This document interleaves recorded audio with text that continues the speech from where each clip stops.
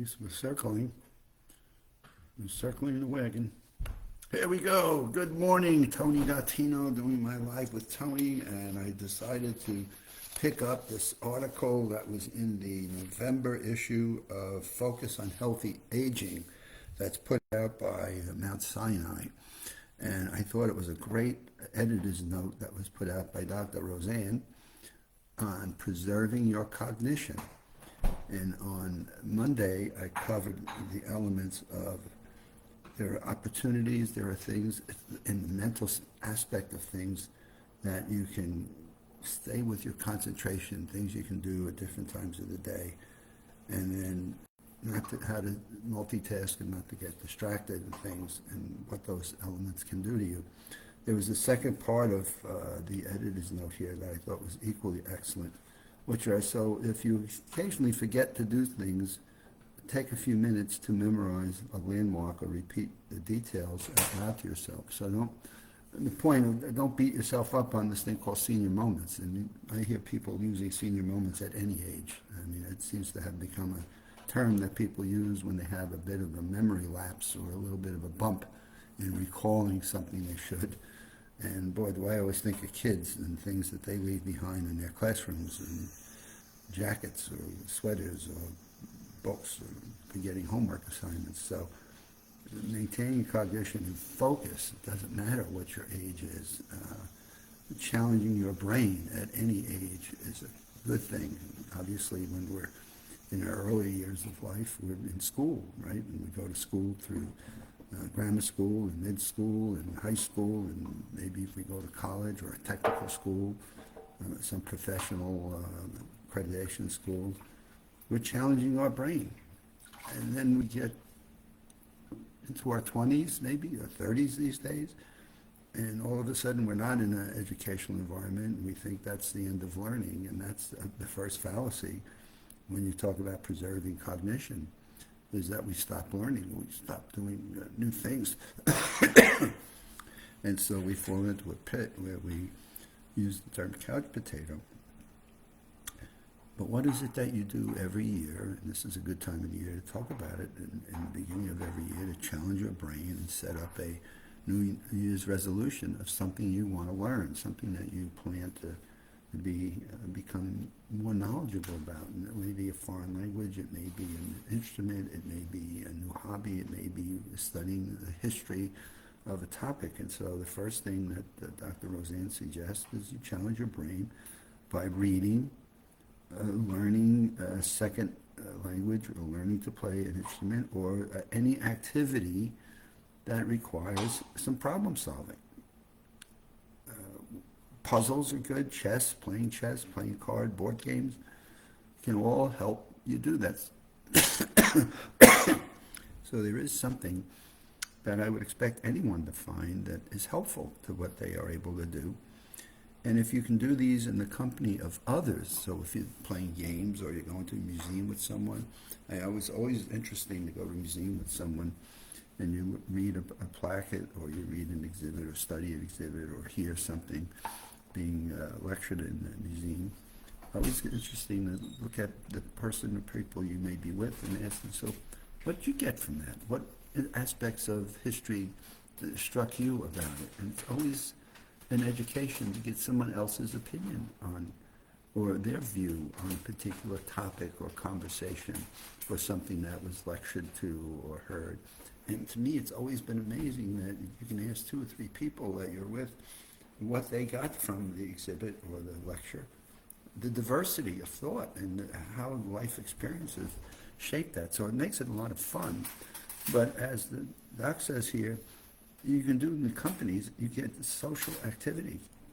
And social isolation and loneliness, as we've talked, or I've talked many times, is a detriment to cognitive function. So going to museum, reading book clubs, and seeing more and more people at any age, doesn't matter, joining book clubs where they each read a book or a chapter a week.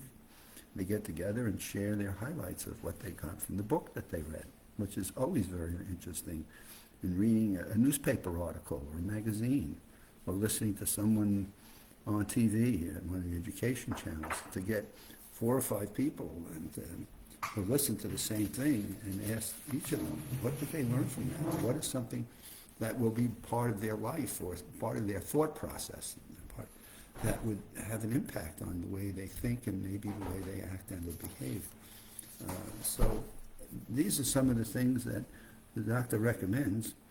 And what's also important is our nutritional habits. So she talks about here, studies have shown a risk of dementia among people who consume a Mediterranean-style diet that prioritizes fruits, vegetables, grains, low-fat, lean protein, and then it's red meat. Is all a benefit to us. So do we stop to think about how our diets impact our cognitive functions? And yet more and more research, you've heard me do this many times on nutrition and on nutritional habits and what comes up. I get the Tufts Health and Nutritional letter, and it's always interesting to see what Tufts is coming up with and how they reflect on what diets do to our mental function as well as our physical well-being. So there is clearly a connection between what we consume in terms of nutritional habits and how those impact our mental capacities. And here, the Mount Sinai newsletter on Focus is talking about the importance of a balanced diet.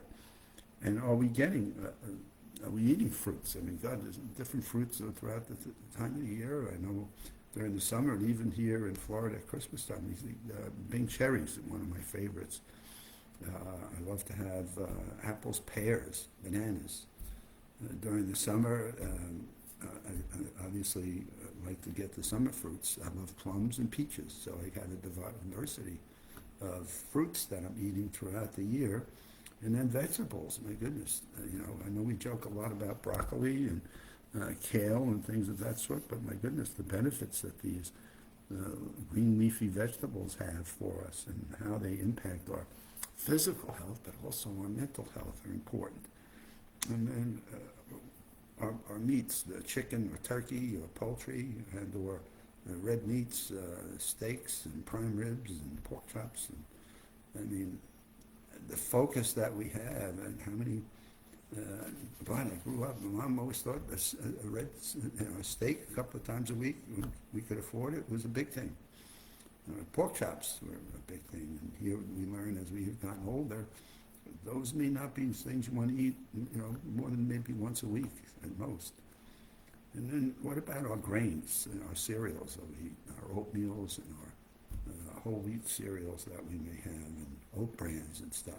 So what do we think about in terms of the grains that we eat? And of course, the one that drives people crazy is this notion of alcohol. And is it good for you or bad for you? And then we distinguish the difference between alcohol and red wine versus, brandies and different kinds of alcohol drinks and stuff. And so more and more articles are coming out that alcohol is not a thing for our mental functions and can be a detriment to our cognitive functions. And then not having a sedentary lifestyle, you're sitting down watching TV, or you're sitting down and not being active. To research within the last year, just talking about walking, going out and walking a mile, and taking 15-minute walks, or 5 minutes after dinner, and the benefits that walking has. And so I think Dr. Roseanne has done a really superb job here in this November issue of the Focus on Healthy Aging that comes out of the Mount Sinai. And I just have a great respect for how well she summarized this and did a super job of really, in one page, nailing the real critical elements that we can have a difference in, where we can control things that make a difference not in our physical well-being, but more equally important in our mental well-being. So off we go. Have a wonderful Wednesday. My goodness, it's hard to believe already we're into what is this? January the 7th? January, my goodness. New Year seemed like it was a minute ago, and here we are, approaching our first week of the new year. So stay well. Hopefully my tips make a difference in your life, and we'll see you on Friday.